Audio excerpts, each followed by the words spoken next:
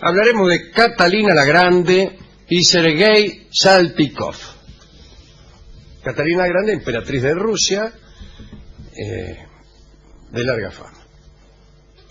Pero retrocedamos hasta el año 1750, cuando la emperatriz de Rusia era Isabel y no tenía hijos. Había organizado ella misma un golpe de Estado, justamente por esa razón, por no tener descendencia, y había dispuesto que el trono lo heredara el duque Pedro, su sobrino, que sería Pedro III, ¿no?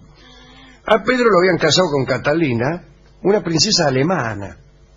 De Alemania la trajeron a Catalina, que sería luego Catalina la Grande.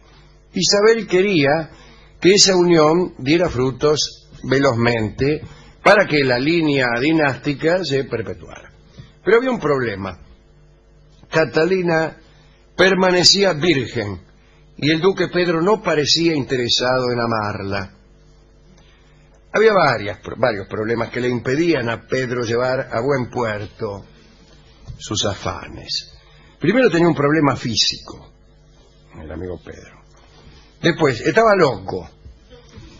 Y por si fuera poco, su esposa no le gustaba en absoluto. Entonces Catalina se la pasaba en los salones de lectura, un poco preocupada porque tenía miedo de que la encerraran en una mazmorra si persistía la situación. La emperatriz Isabel también estaba muy preocupada y lo primero que pensó es que el duque Pedro era un ser extremadamente sucio. Entonces lo hicieron bañar de prepo. Hemos contado aquí con lujo de detalles este baño de Pedro. Pero no dio resultado. Creía demasiado en la higiene, ¿no? La emperatriz Isabel. Creía que bañando a una persona ya se solucionaban todos sus problemas. Pero no. Después Isabel supo que el problema de Pedro era otro, pero nadie le dijo que con una operación muy simple ese problema podía solucionarse. Entonces, para que Catalina quedara embarazada, la emperatriz comenzó a conseguirle amantes. Y se proponía hacerle después creer a Pedro que el hijo era suyo. Y el primero de los amantes que consiguió para perpetuar la dinastía se llamaba Sergei Saltykov. Sergei era un hombre apuesto, hijo de un distinguido general. La emperatriz Isabel lo eligió para presentárselo a Catalina, pero primero lo probó ella. No fuera cosa de mandar un incompetente. Y dice la crónica: habiendo juzgado que su rendimiento era satisfactorio, la emperatriz pensó que bajo sus expertos servicios Catalina daría un heredero a la dinastía Romanov. Dicen que Sergei era, esto lo digo yo, dicen que Sergei era un mujeriego notorio, se consideraba irresistible y muchas veces lo era. Había ganado una reputación por sus técnicas amatorias, aunque algunas damas en realidad, lo consideraban exagerado en su sofisticación. Ese tipo demasiado. Un metrosexual. Sí, algo así. Saltykov estaba casado, pero eso no perturbó a Isabel en la elección. Todos sabían que Sergei aceptaría la tarea sin problemas. Y efectivamente, Saltykov agarró viaje. Isabel le encargó, además hizo un movimiento superfluo, la emperatriz Isabel. Le encargó una pareja noble, María y Nikolai Choglokov, la misión delicada de juntar a Sergei con Catalina, tomar unos copetines con ellos, de acompañarlos para juntarlos. Y este matrimonio aceptó con entusiasmo. En realidad el tipo, Nikolai Choglokov, tenía él mismo ganas de ser amante de Catalina y calculó que en el caso de que la unión con Sergei fuera un fracaso, él estaba completamente dispuesto a actuar de suplente del suplente. Entonces se quedó ahí a ver qué pasaba. Pero en realidad no hubo tiempo para estas sustituciones. Los Choglokov iniciaron su trabajo y casi a diario invitaban a Catalina a reuniones cortesanas. Ahí mayormente se cantaba y se jugaba a los dados. Estas invitaciones en realidad eran recibidas por Catalina con entusiasmo porque ella no soportaba estar junto al marido, a Pedro. Lo odiaba. Además parece que Pedro le imponía su presencia, era pesado. y le empezaba a conversar. Parece que todo el tiempo le conversaba sobre temas que eran muy interesantes para él, pero que carecían de todo interés para Catalina. Y entonces, con tal de no estar con su marido, Catalina agarraba viaje y se iba con el Saltykov y con los Sokolov a conversar, a jugar a los dados y al desconfío. Dice Catalina en sus memorias, respecto de cómo la aburría su marido, ¿no? Cuando por fin se marchaba, hasta el libro más aburrido era para mí un entretenimiento encantador. En esas reuniones armadas por los Choglokov, estaba entre otros, naturalmente, Saltykov, que comenzó discretamente su seducción a Catalina. Discreto, buenas tardes, ¿qué tal? Y empezó de abajo. Empezó de abajo, ¿qué es donde hay que empezar? Sí, correcto. Tipo ahí, sí, ¿qué tal? No. Tipo de abajo. Oh. ¿Alguna palabra? Nada, no, es que lo mejor empezar es quedarse, sentarse en una silla, quedarse ahí sin hacerse, tampoco, sin hacerse mucho el piola, ahí, ¿qué va a hacer un tipo? Ya veremos. Bueno, un día viajaron a cazar, salieron a cazar y viajaron a una isla del delta del Neva, donde pensaban, qué sé yo, no sé qué se caza por ahí. A la noche se alguna tormenta, qué sé yo, con rayos y todo. Y la isla se le inundó. Y se hicieron como las 3 de la mañana antes de que apareciera una barca a rescatarlos. Y esa noche, Sergei y Catalina se amaron. Se apartaron en un momento que llovía, que había trueno, qué sé yo, se apartaron de todo, y ahí, andás a ver, en la cocina, se amaron. Y Catalina se enamoró. De regreso en la ciudad, ya buscaban formas secretas de encontrarse. Cuentan que salían a caballo del palacio, cada uno por su lado, y se encontraban en los bosques, En tanto que los Choglokov y la emperatriz Isabel festejaron este primer triunfo, ¿no? Ahora faltaba que Catalina quedara embarazada. Sergei cumplió con este deber en forma competente y Catalina quedó embarazada. La primera vez en diciembre de 1752 y después en junio de 1753. Pero ambos partos fracasaron.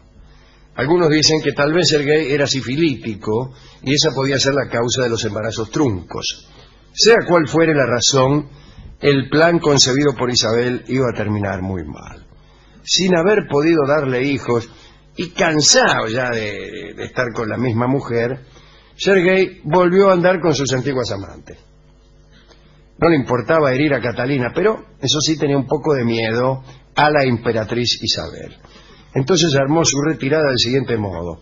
Se presentó ante la emperatriz y le contó que el problema de Pedro podía solucionarse con una operación bien sencilla que él podía gestionar.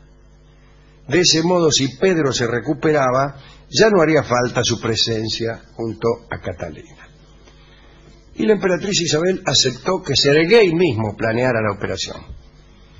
Pero hubo que engañarlo a Pedro para que se dejara operar. Imagínense, en la operación, un tipo medio loco como Pedro, si te vamos a operar, salí de ahí. Pero una noche lo invitaron a cenar junto a Sergei y a otros hombres. Empezaron a beber, se emborracharon y empezaron a sostener una conversación de jactancias acerca de conquistas amorosas. Yo una vez tengo que con una mina que... y Pedro se mantuvo en silencio. También en la Animal de Zamorano el perro, decía. No tenía muchas historias que contar. Hasta que al final alguien le preguntó por qué estaba tan triste y callado y Pedro contó sus problemas. Y Saltykov aprovechó y le contó que conocía a un cirujano y que la operación era sencilla. Pedro accedió finalmente y cuando dijo que sí, saltó un médico que estaba escondido ahí atrás de una puerta. Estoy listo para operar. Era Abraham Kahn. Sí.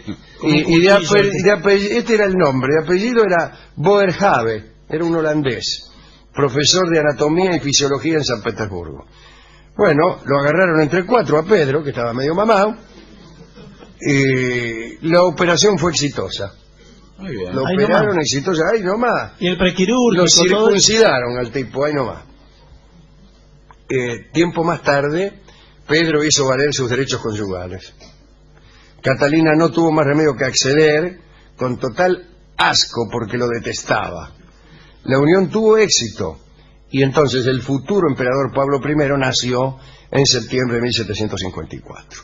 Como Isabel ya no necesitaba a Saltykov en la corte, lo mandó en misión diplomática allá donde Judas perdió el poncho.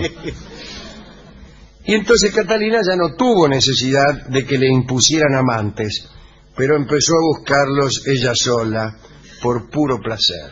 Pero esa ya es otra historia que alguna vez también hemos contado. Ya vienen los Orlov, los Potemkin y todos esos tipos. La historia esta, en verdad, es la historia de una operación forzada. Que operaron sin que vos lo autorizaras, ¿no? La moraleja podría ser no ir a reuniones de amigos porque en una de ellas uno vuelve operado. O revisar al menos el lugar donde uno está para cerciorarse de que no hay un cirujano escondido. Bueno, dedicamos esta charla a todos los cirujanos que nos escuchan, etcétera. Y hemos ido a la discoteca y el discotecario se hizo contar la historia varias veces y después entendió que Pedro, seguramente antes de ir a la reunión con sus amigos, habrá dicho: esta noche me emborracho. Entonces nos dio la versión estupenda de Hugo del Carril de este tango de Enrique Santos Discépolo. Esta noche me emborracho, un tango compuesto en homenaje a Pedro III, que fue operado en lo que yo podría considerar un abuso de confianza.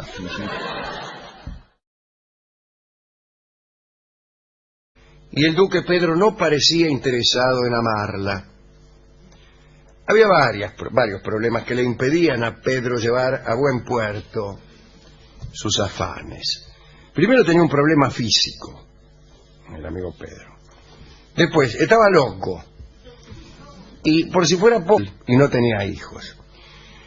Había organizado ella misma un golpe de Estado, justamente por esa razón, por no tener descendencia, y había dispuesto que el trono lo heredara el duque Pedro, su sobrino, que sería Pedro III, ¿no? A Pedro lo habían casado con Catalina, una princesa alemana. De Alemania la trajeron a Catalina, que sería luego Catalina la Grande. Isabel quería que esa unión diera frutos velozmente para que la línea dinástica se perpetuara. Pero había un problema. Catalina permanecía virgen. Hablaremos de Catalina la Grande y Sergei Saltykov. Catalina la Grande, emperatriz de Rusia, de larga fama. Pero retrocedamos hasta el año 1750, cuando la emperatriz de Rusia era Isabel.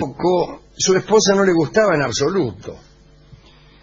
Entonces Catalina se la pasaba en los salones de lectura,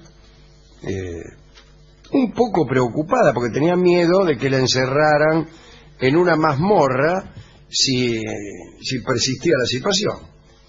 La emperatriz Isabel también estaba